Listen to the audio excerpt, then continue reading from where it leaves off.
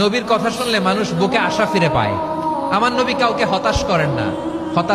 হতাশা বিশ্বনবীর ডিকশনারিতে নাই। তিনি মানুষকে আশাবাদী করে তোলেন। বিশ্বনবীর কথা শুনলে মানুষের হৃদয় নরম হয়, তারা আশা ফিরে পায়। আপনি প্রিয় নবীর মুখনিসৃত বাণীগুলো পড়েন, কথামালাগুলো শোনেন, দেখবেন আশা পাবেন, বুকে আশা পাবেন, ভালোবাসা পাবেন। কারণ তিনি এমন সত্তা, এমন পার্সোনালিটি, তার কথা শুনলে হৃদয় নরম হয়ে যায়।